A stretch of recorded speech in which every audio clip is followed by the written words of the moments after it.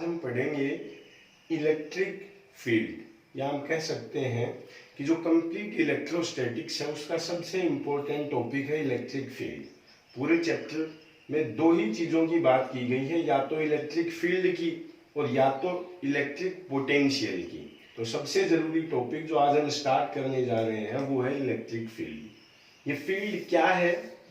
जैसे मान लो हम सुनते हैं कि एक वायर में 11,000 वोल्ट की लाइन जा रही है, तो हम ये सुनते हैं कई बार कि लाइन ने किसी आदमी को खींचा, जानवर को खींचा, किसी ऑब्जेक्ट को अपनी तरफ खींचा। मान लो ये कोई ऑब्जेक्ट है, अब इसने इसको ऊपर खींचा, किस चीज की हेल्प से? क्या इसने इसको कोई रस्सी पकड़ाई? नहीं। या कुछ और पकड़ाया? नहीं। यहाँ एक ऐसा इमेजिनरी फील्ड था जिसकी वजह से इसको इसने अट्रैक्ट किया ऊपर की तरफ। मतलब मान ले कि कोई चार्ज है Q, इसको जैसे ही हम यहाँ रखते हैं तो इसके चारों तरफ एक, अगर कोई Q चार्ज है, इसको जैसे ही हम रखते हैं इसके चारों तरफ एक फील्ड जनरेट होता है। उस फील्ड को क्या बोलते हैं?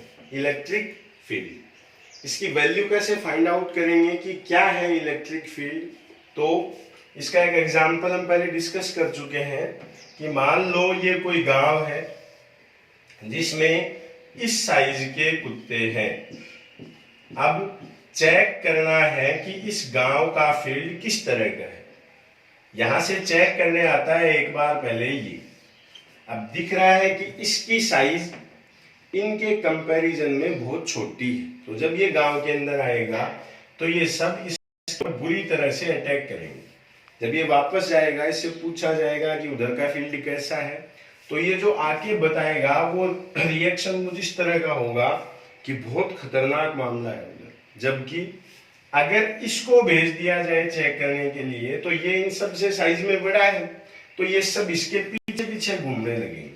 ये आकर बताएगा कि साहब वहां कोई लेना देना नहीं है, बड़ा ही कमजोर काम है। तो ये सही है या ये सही है, कंफ्यूजन है।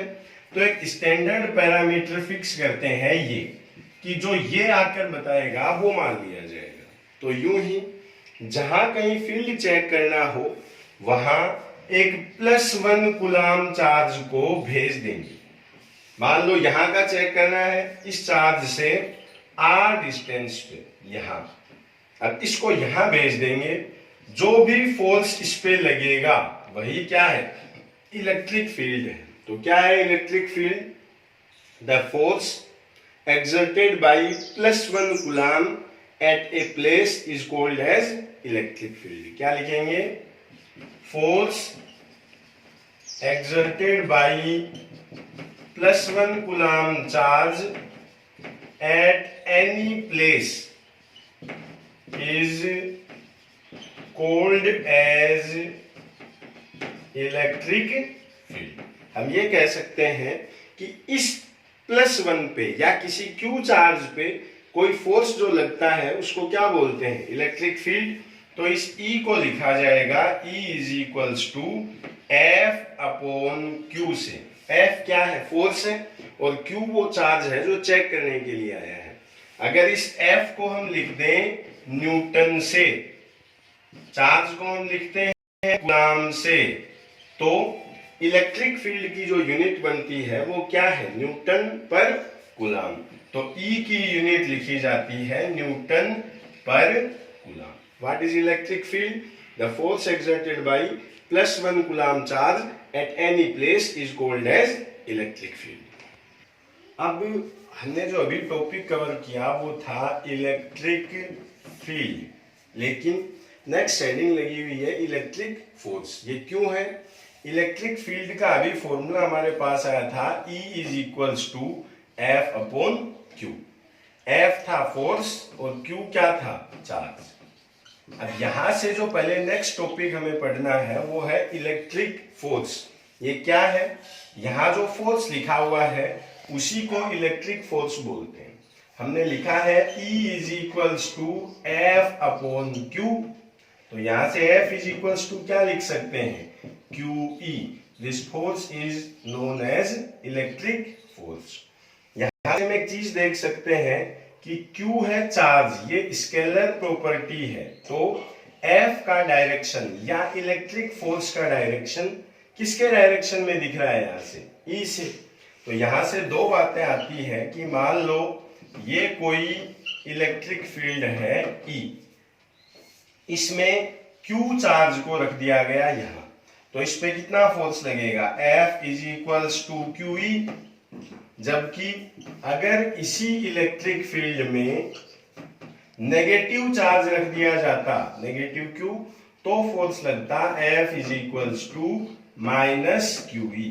देखो, प्लस QE का मतलब है फोर्स का डायरेक्शन E के डायरेक्शन में होगा, इन डायरेक्शन ऑफ E, मतलब इस Q पे फोर्स लगेगा इस डायरेक्शन में। जबकि अगर इसको यहां रख दे माइनस Q को, तो यहां डायरेक्शन है माइनस E, मतलब रिवर्स डायरेक्शन ऑफ E। मतलब अगर माइनस Q चार्ज को यहां रख दें तो इस पे जो फोर्स लगेगा वो होगा इसे रिवर्स डायरेक्शन में, मतलब इस डायरेक्शन में। तो अगर किसी पॉजिटिव चार्ज को इलेक्ट्रिक फील्ड में रखा जाए तो डायरेक्शन में लगेगा E के में फोर्स, जबकि नेगेटिव Q को रख दिया जाए तो इस पे फोर्स लगेगा E से रिवर्स डायरेक्शन में। तो हम कह सकते हैं कि अगर पॉजिटिव चार्ज को इलेक्ट्रिक फील्ड में रखा जाए तो इस पे जो फोर्स लगता है वो लगता है E के डायरेक्शन में, जबकि नेगेटिव Q को रखा जाए तो इस पे जो फोर्स लगता है वो E के रिवर्स डायरेक्शन में। अब आगे चलते हैं, कुछ क्वेश्चंस इस पे इस तरह से आएंगे, what will happen to a charge if. अब इसमें टाइप 1 है, if a proton comes with v velocity in direction of E। मतलब अगर ये कोई इलेक्ट्रिक फील्ड है E, इसमें कोई प्रोटॉन, प्रोटॉन को हम कैसा ले सकते हैं? पॉजिटिव चार्ज, अगर इस E के डायरेक्शन में किस वेलोसिटी से आ रहा है? v वेलोसिटी से। अब हमने क्या पढ़ा था? पॉजिटिव चार्ज पे जो फोर्स लगता है वो होता है E के डायरेक्शन में। तो पॉजिटिव चार्ज इधर आया, इलेक्ट्रिक फील्ड भी इधर है, फोर्स लगेगा इधर, तो ये फास्ट होगा या स्लो होगा? फास्ट। पहले से इधर आ रहा है, फोर्स भी इधर है, आप इस डायरेक्शन में चल रहे हो, पीछे से एयर आता है, तो आपकी स्पीड क्या होगी? इंक्रीज। तो हम यहां से क्या कह सकते हैं कि प्रोटॉन विल बी एक्सीलरेटेड। दूसरा इसी में कह सकता है, what will happen if proton comes in reverse direction. अगर ये इलेक्ट्रिक फील्ड है E और इसमें प्रोटॉन आता सामने से, ये प्रोटॉन है इस डायरेक्शन में, अब प्रोटॉन आ रहा है इस डायरेक्शन में, फोर्स लगेगा E के डायरेक्शन में, मतलब सामने से इस डायरेक्शन में। अगर आप इस डायरेक्शन में आते हैं, आप पे सामने से कोई फोर्स अप्लाई होगा तो आपकी स्पीड इंक्रीज होगी या रिड्यूस होगी? रिड्यूस। तो हम क्या कह सकते हैं? That proton will be retarded. तीसरा इसी पे बनता है, what will happen if a proton is released. अगर इस इलेक्ट्रिक फील्ड में एक प्रोटॉन को यहां छोड़ दिया जाए, छोड़ते ही फोर्स किस डायरेक्शन में लगेगा? E के डायरेक्शन में, तो प्रोटॉन इस डायरेक्शन में चलना शुरू कर देगा। Proton will move in direction of E। तो यहां से 3 केस हमारे सामने आए। फर्स्ट केस है ये, What will happen if a proton comes with v velocity in direction of E? अगर E के डायरेक्शन में आए तो फास्ट होगा, एक्सीलरेट होगा। अगर रिवर्स डायरेक्शन में आए तो सामने से फोर्स लगेगा तो क्या होगा? रिटार्ड होगा। और थर्ड केस है ये, अगर इसको यहां रिलीज कर दिया जाए तो क्या होगा? That proton will move in direction of E। अब इसी में नेक्स्ट क्वेश्चन होगा, what will happen to an electron. Electron का मतलब चार्ज कैसा है, नेगेटिव है। तो फर्स्ट क्वेश्चन आता है, if an electron moves with v in direction of e, मतलब ये कोई इलेक्ट्रिक फील्ड है, इसमें एक इलेक्ट्रॉन इसी डायरेक्शन में v वेलोसिटी से आता है। अब देखो, हमने ये कहा है कि अगर नेगेटिव चार्ज हो तो इस पे इलेक्ट्रिक फील्ड के अपोजिट डायरेक्शन में फोर्स लगता है। मतलब अगर इलेक्ट्रिक फील्ड है इस डायरेक्शन में तो फोर्स किधर लगेगा, इस डायरेक्शन में। इलेक्ट्रॉन आ रहा है इधर और फोर्स लगेगा इधर। अगर सामने से फोर्स लगेगा तो कोई बॉडी एक्सीलरेट होगी या रिटार्ड होगी, वेलोसिटी कम होगी उसकी। तो हम क्या कह सकते हैं, इलेक्ट्रॉन विल बी रिटार्डेड।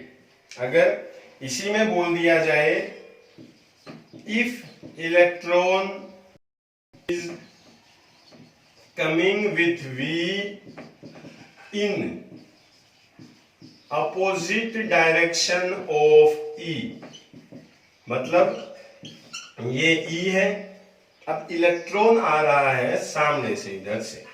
देखो E अगर इस डायरेक्शन में है तो नेगेटिव चार्ज पे फोर्स लगता है अपोजिट डायरेक्शन में।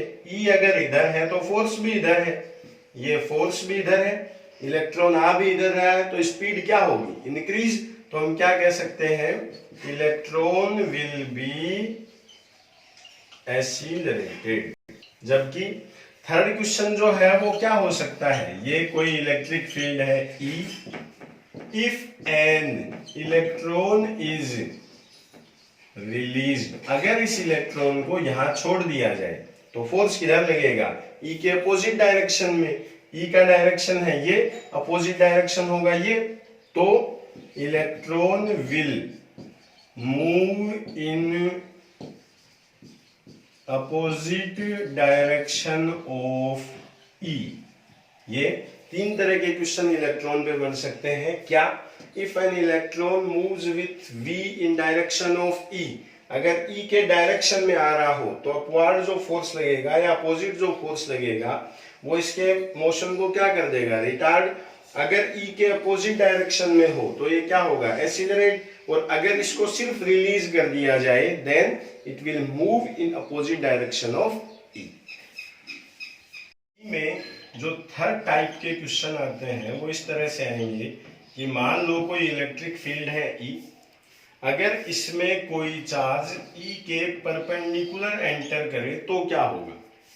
If a charge enters perpendicular to electric field, क्या है, ये कोई इलेक्ट्रिक फील्ड है जिसमें Q चार्ज परपेंडिकुलर एंटर करे तो क्या होगा। देखो दो केस हो सकते हैं। अगर पॉजिटिव चार्ज हुआ तो जैसे यहां आएगा, इस पे एक फोर्स लगेगा इस डायरेक्शन में, तो स्लोली इसका जो पाथ है वो बेंड होना स्टार्ट होगा और फाइनली हो जाएगा इस डायरेक्शन में। जबकि अगर ये नेगेटिव चार्ज होता तो यहां आने के बाद फोर्स जो लगता वो होता E के अपोजिट डायरेक्शन में। E उधर है तो फोर्स लगेगा इधर, तो जो इस पे फोर्स लगता वो इसको लेके आता इधर। इन दोनों ही केसेस में पहले आते हैं परपेंडिकुलर और फाइनली किसके डायरेक्शन में चलेंगे, E के डायरेक्शन में।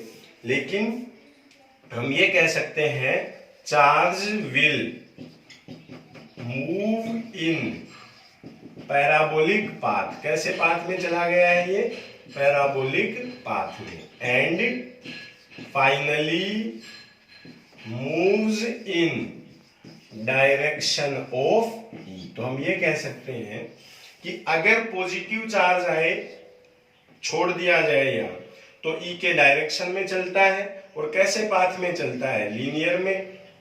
अगर नेगेटिव चार्ज छोड़ दिया जाए तो कैसे पाथ में चलता है, लीनियर में।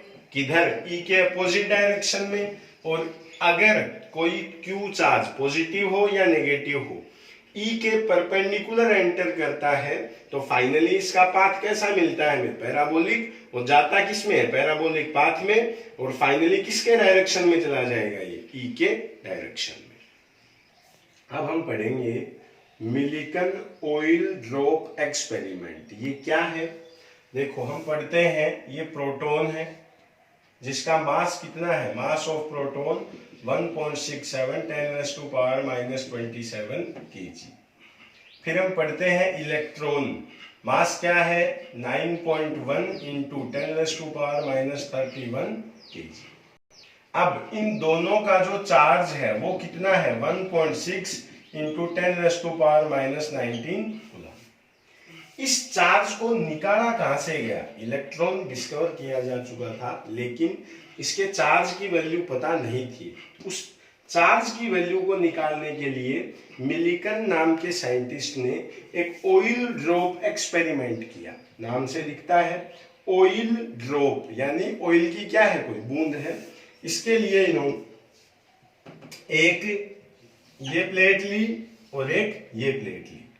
तो यहां एक ऑयल ड्रॉप थी, मतलब ऑयल की ड्रॉप थी जिसका मास मान लो m था। ये नीचे की तरफ गिरने लगी, किसकी वजह से, वेट की वजह से, जिसको हम कितना बोलते हैं mg। मान लो ये पॉजिटिव प्लेट थी, ये नेगेटिव प्लेट थी। तो जो इलेक्ट्रिक फील्ड है वो इस तरह से होता है कि पॉजिटिव से बाहर आएगा और नेगेटिव के ऊपर आके खत्म होगा। तो हम ये कह सकते हैं कि ये इलेक्ट्रिक फील्ड था, इधर प्लस से आ रहा है और किसके ऊपर आगे खत्म हो रहा है, माइनस के ऊपर। अब जैसे ही ये इलेक्ट्रिक फील्ड अप्लाई किया गया, मान लो इस पे एक इलेक्ट्रॉन के बराबर चार्ज है, इलेक्ट्रॉन पे कैसा चार्ज है, नेगेटिव चार्ज है। तो ई के अपोजिट डायरेक्शन में एक फोर्स लगेगा। कैसे, हमने कहा था कि ये अगर इलेक्ट्रिक फील्ड है और इसमें अगर यहां इलेक्ट्रॉन रख दिया जाए तो इलेक्ट्रॉन पे ई के अपोजिट डायरेक्शन में फोर्स लगता है। तो इलेक्ट्रॉन ये है, इलेक्ट्रिक फील्ड ये है, फोर्स किधर लगेगा, अपोजिट डायरेक्शन में। तो फोर्स लगना शुरू होगा इस डायरेक्शन में। इसको बोल देते हैं चलो Fe, इलेक्ट्रोस्टैटिक फोर्स। इस E की वैल्यू को इसने धीरे धीरे बढ़ाया। पहले ड्रॉप जो थी फास्ट गिर रही थी, अब ये mg तो है नीचे और Fe किधर है, ऊपर। तो मोशन धीरे धीरे रिटार्ड होने लगा, स्लो होने लगा। इसने E की वैल्यू बढ़ाई तो जो ड्रॉप है उसकी स्पीड कम हुई और फाइनली एक ऐसी वैल्यू आई जिसपे Fe और mg दोनों क्या हो गए, बराबर। जैसे ही Fe और mg बराबर हुए, दोनों इक्वल हो गए। इक्वल होते ही ड्रॉप वहीं रुक गई, स्टेबल पोजीशन में आ गई। ये था Millikan oil drop experiment. Fe हमने पढ़ा था कि फोर्स की वैल्यू क्या होती है, F = QE। इसकी जगह पे लिख दे QE = mg। अगर QE इक्वल होगा किसके, mg के, if both are equal drop will be stable। बूंद का गिरना क्या हो जाएगा, बंद। अगर QE बराबर है mg के तो Q इक्वल किसके ले सकते हैं, mg/E के। इस फॉर्मूले से हम इस ऑयल ड्रॉप का चार्ज निकाल सकते हैं। इसी फॉर्मूले से किसका चार्ज निकाला गया था, इलेक्ट्रॉन का। इस ड्रॉप को एक इलेक्ट्रॉन दे दिया गया, वो क्या था, Q, और इसको किसके इक्वल लिया गया, mg/E के। m क्या है, मास ऑफ ड्रॉप, g क्या है 9.8 मीटर पर सेकेंड स्क्वायर ग्रेविटेशनल एक्सीलरेशन, और E क्या है, इलेक्ट्रिक फील्ड। यहां से हम Q की वैल्यू निकाल सकते हैं। अब इस फॉर्मूले पे जो हमें ऑयल ड्रॉप एक्सपेरिमेंट से मिला है, Q = mg/E, इस पे तीन तरह के सवाल आ सकते हैं। टाइप 1 तो है एकदम फ्लैट क्वेश्चन, जिसमें m दिया जाए, E दिया जाए, G दिया जाए, E दिया जाए और किसकी वैल्यू पूछ ली जाए, Q की। तो Q मिलता है mg/E। टाइप 2 जिसमें डेंसिटी की बात की जाए, डेंसिटी हम सुनते हैं, डेंसिटी ρ = m/v। तो यहां से m = क्या लिख सकते हैं, ρv। v डायरेक्ट भी दे सकता है और v की वैल्यू स्फेरिकल ड्रॉप के लिए 4/3 पाई आर क्यूब भी ले सकते हैं। इस केस में Q जो होगा वो होगा रो 4/3 पाई आर क्यूब, क्या किया हमने, m की वैल्यू रख दी, इंटू जी अपॉन ई। और तीसरे टाइप का सवाल हम अब पढ़ेंगे। सवाल जो आता है वो कुछ इस तरह से आएगा कि एक कोई ड्रॉप है जिसका मास m है, Q चार्ज है और ये नीचे गिर रही थी। ये we have applied an electric field such that drop becomes stable at a point। हमने एक ऐसा इलेक्ट्रिक फील्ड लगाया जिसकी वजह से ड्रॉप रुक गई। मान लो ये ड्रॉप थी, ये नीचे गिर रही थी एम जी की वजह से। किस एक्सीलरेशन से, जी से। एक ऐसा इलेक्ट्रिक फोर्स इस पे लगने लगा ई, या क्यू ई एक फोर्स इस पे लगने लगा जिसकी वजह से एम जी क्या हो गया, बैलेंस, और ड्रॉप का गिरना क्या हो गया, बंद। हम यहां से ये कह सकते हैं कि जो ई इलेक्ट्रिक फील्ड है वो किसको बैलेंस करता है, जी एक्सीलरेशन को। यहां से हम क्या कह सकते हैं, ई इलेक्ट्रिक फील्ड बैलेंसेज जी। अब आगे क्या दिया हुआ होगा क्वेश्चन में, लिखा होगा if direction of E is reversed then find acceleration of drop. अब ये बोलता है कि अगर ई का डायरेक्शन बदल दिया जाए तो देखो ये ड्रॉप थी, ये किस एक्सीलरेशन से गिर रही थी, जी से। इस ई ने इसको रोक रखा था, तो जैसे ही ई एक बार के लिए हटाएंगे तो फिर से एक्सीलरेशन क्या आया, नीचे, जी। अब अगर ई को ऊपर की बजाय नीचे के डायरेक्शन में लगा दे यूं, तो एक ई किसके बराबर है, एक जी के बराबर है। ये लो ई बराबर है जी के, यानी जी एक्सीलरेशन तो ड्रॉप का ग्रेविटी की वजह से मिलेगा और जी एक्सीलरेशन कौन प्रोवाइड करवाएगा, ई। तो टोटल कितना मिल गया अब हमें, 2g। तो क्या कहेंगे, drop will fall with 2g acceleration. मैं आपको एक इसका क्वेश्चन देता हूं और उसको हम करेंगे साथ में मिलके, तब ये पूरा फॉर्मूला अपनी समझ में आएगा। तो जो बात अभी हमने की उसी पे बेस्ड हम एक क्वेश्चन देखते हैं। A drop is falling freely with G acceleration, an electric field is applied due to which drop becomes stable. If E is reduced to half and its direction is reversed, then find the acceleration of drop। अलग अलग case बना के चलते हैं। First है, a drop is falling freely, एक drop G acceleration से freely गिर रही है। An electric field is applied due to which drop becomes stable. इस जी को बैलेंस करने के लिए एक इलेक्ट्रिक फील्ड लगाया गया जिसने इसको क्या कर दिया, स्टेबल। मतलब एक इलेक्ट्रिक फील्ड किसके बराबर है, एक ई, जी को बैलेंस करता है।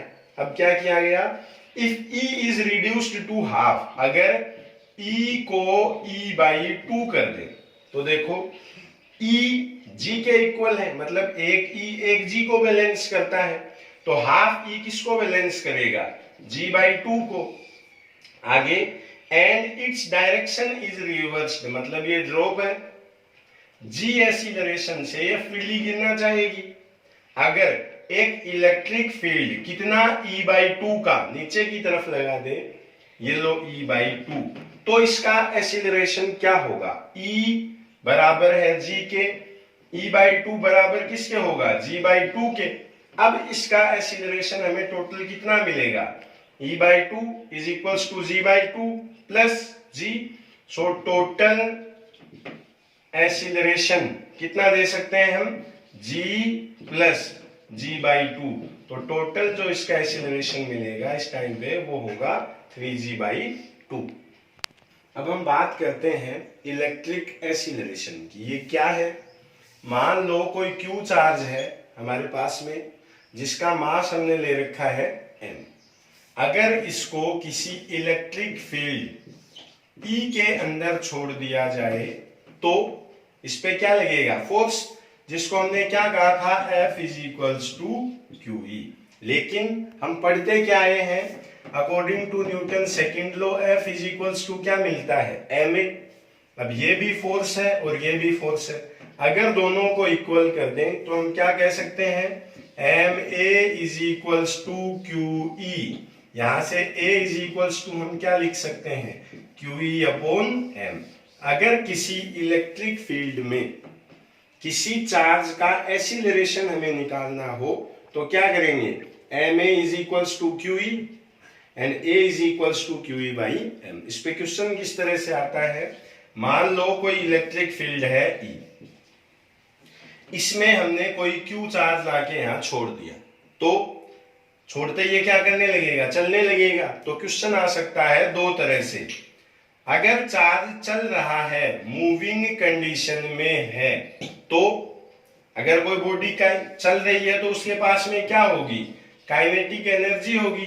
तो क्वेश्चन आता है, find the kinetic energy after t time और आफ्टर y डिस्टेंस, कि t टाइम के बाद इसकी काइनेटिक एनर्जी क्या होगी या y डिस्टेंस चलने के बाद इसकी काइनेटिक एनर्जी क्या होगी। तो क्वेश्चन किस तरह से आएगा, N electron is released in electric field E, then find its kinetic energy after, first option है t टाइम और सेकंड है y डिस्टेंस।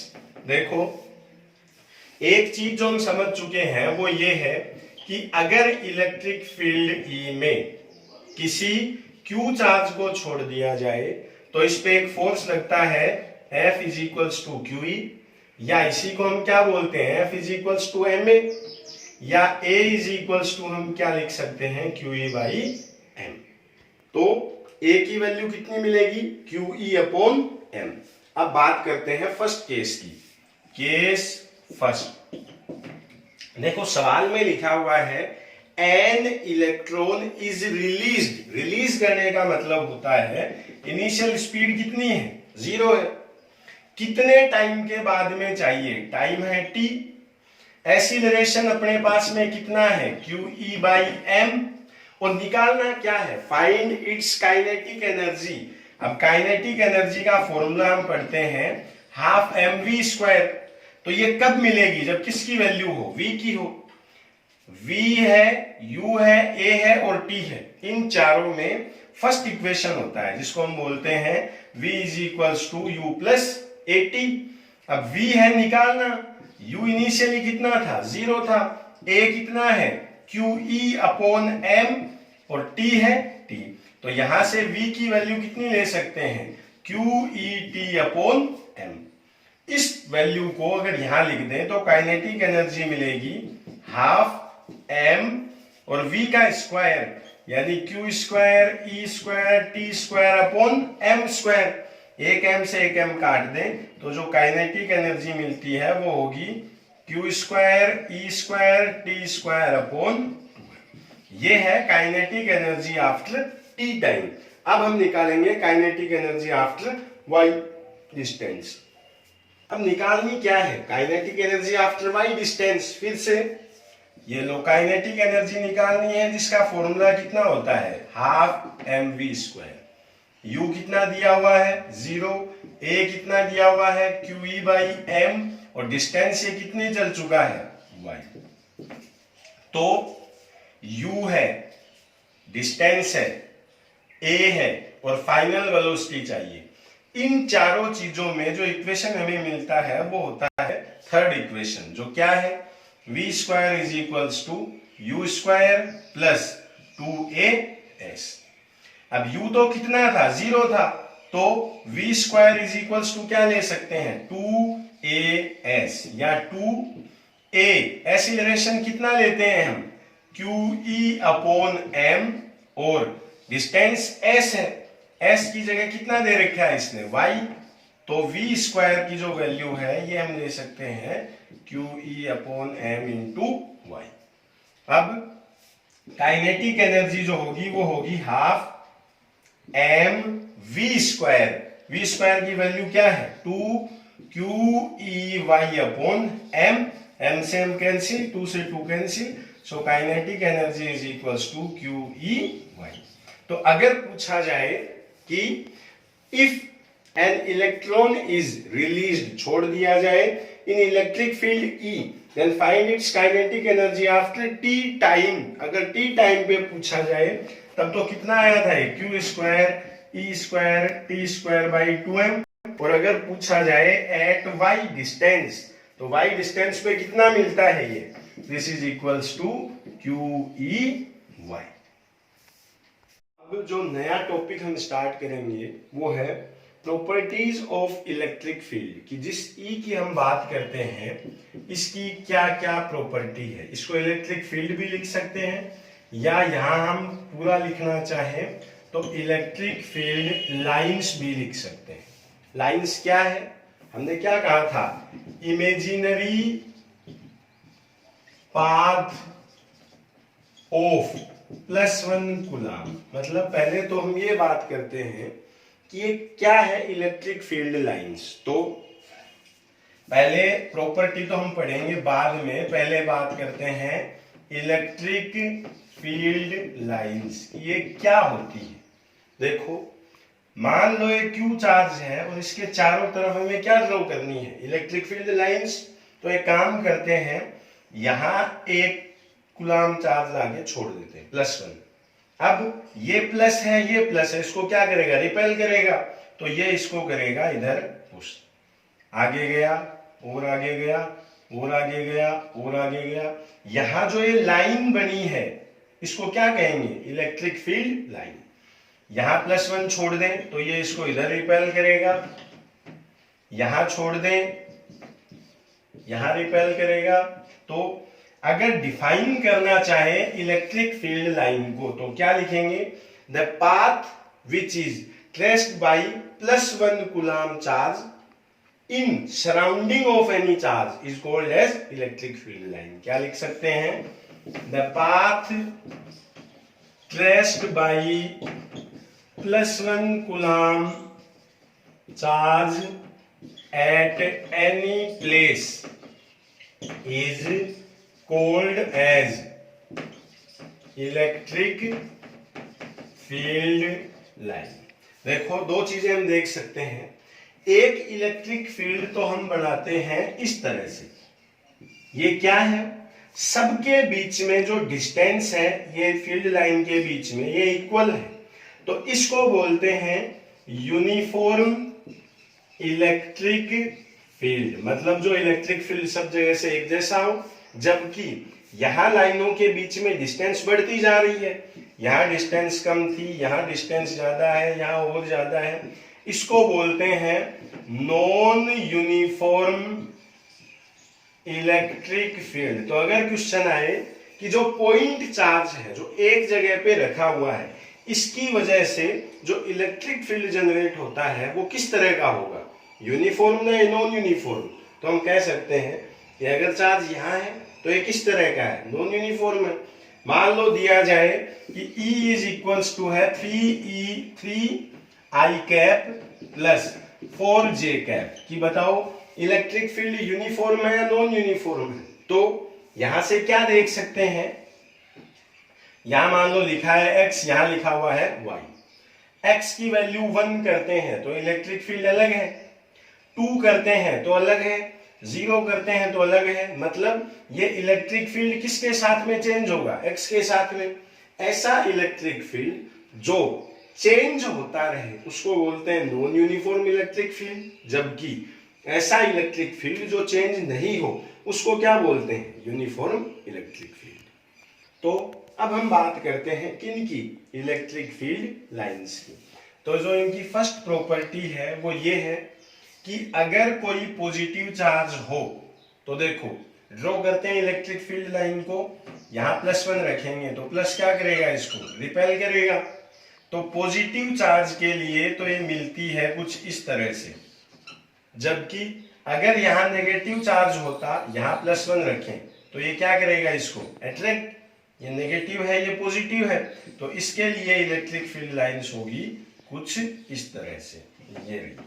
तो हम ये कह सकते हैं, for positive charge field lines are radially outward, बाहर की तरफ है, while for negative charge these are radially inward। या इसी को हम ये कह सकते हैं कि मान लो एक पॉजिटिव चार्ज है और ये दूसरा नेगेटिव चार्ज है, ये पॉजिटिव चार्ज है, ये नेगेटिव चार्ज है। यहां से तो पॉजिटिव से फील्ड लाइन निकलेगी और किसके ऊपर आगे खत्म होगी, नेगेटिव के ऊपर। अब क्या ये यहां से वापस आएगी, नहीं, क्योंकि पॉजिटिव से बाहर निकलती है और नेगेटिव के अंदर आके खत्म होती है। तो क्या कह सकते हैं, these field lines starts from positive charge and ends at negative charge. तीसरी चीज, क्या ये क्लोज लूप है? क्लोज लूप मतलब क्या ये यूं आई है? नहीं आई, क्योंकि अगर इस एक लाइन को हटा दें तो ये सिर्फ इतनी है। तो हम कह सकते हैं these lines are open loop. ये तीनों चीजें हमने क्यों लिखी है, क्योंकि सिमिलरली अगर हम कोई मैग्नेट लें तो मैग्नेट में क्या होता है, एक नॉर्थ पोल है, दूसरा साउथ पोल है। नॉर्थ पोल तो बिहेव करता है पॉजिटिव की तरह, साउथ करता है नेगेटिव की तरह। ये नॉर्थ से बाहर निकलती है, साउथ के अंदर आती है और फिर अंदर साउथ से नॉर्थ पे जाती है। ये बाहर है नॉर्थ टू साउथ, जबकि अंदर किधर है, साउथ टू नॉर्थ। पहली चीज, ये कभी एंड नहीं होती, जैसे ये यहाँ की खत्म हो गई थी, ये कंटिन्यू चलती रहेगी। दूसरी चीज, यहां लिखा था these lines are open loop, खुली है ये, जबकि मैग्नेटिक फील्ड लाइन के बारे में अगर कहा जाए तो ये कैसी है, ये है क्लोज लूप। इनकी जो सेकंड प्रॉपर्टी है वो ये है, दीज आर कंटिन्यूअस लूप। मतलब ये यूं नहीं दिखाई जाती, ये यूं है इलेक्ट्रिक फील्ड लाइन। क्यों है, देखो इलेक्ट्रिक फील्ड लाइन क्या है, ये प्लस चार्ज है मान लो, इसके चारों तरफ इलेक्ट्रिक फील्ड लाइन ड्रॉ करनी है तो किसको रखेंगे, +1 को। अब ये जब इसको धक्का देगा तो ये किस तरह से चलेगा, क्या ये जंप करता हुआ चलेगा कि यहां से जंप मार के यहां आया, यहां से जंप मार के यहां आया, या कंटिन्यूअस फोर्स की वजह से ये यूं चलेगा? ये तो है सही बात और ये क्या है, गलत बात। तो ये डॉटेड लाइन के फॉर्म में शो नहीं की जाती, ये कैसी है, कंटिन्यूअस लूप है, कंटिन्यू चलती है। तीसरी प्रॉपर्टी इनकी है, at any point tangent of field line will show the direction of E। मतलब मान लो कोई ये इलेक्ट्रिक फील्ड लाइन है, तो ये किसको शो कर रही है कि ये +1 कूलाम चार्ज यूं चलते हुए गया है, ये जा रहा है अपना +1। मतलब यहां फोर्स इधर था, यहां इधर, यहां इधर, इधर इधर इधर इधर, तो इस पे इलेक्ट्रिक फील्ड का डायरेक्शन था ये। यहां लेना चाहे तो डायरेक्शन है ये, यहां लेना चाहे तो ये का डायरेक्शन है ये। तो क्या लिखा है, एट एनी पॉइंट, किसी भी पॉइंट पे, tangent of electric field line, tangent मतलब जो लाइन इसको टच करते हुए जा रही है, that will show the direction of E, electric field का डायरेक्शन। ये इधर है, ये इधर है और ये इधर है। फोर्थ प्रॉपर्टी है, they will never intersect each other. ये कभी भी एक दूसरे को काटती नहीं है। क्यों, मान लो एक इलेक्ट्रिक फील्ड लाइन ये है, एक ये है। अब बिकॉज क्यों नहीं काटती, अगर हम इस पॉइंट की बात करें तो यहां तो टेंजेंट है ये रहा, इस लाइन का टेंजेंट है ये, मतलब एक पॉइंट पे ई के कितने डायरेक्शन मिल रहे हैं, ये फर्स्ट और ये सेकंड।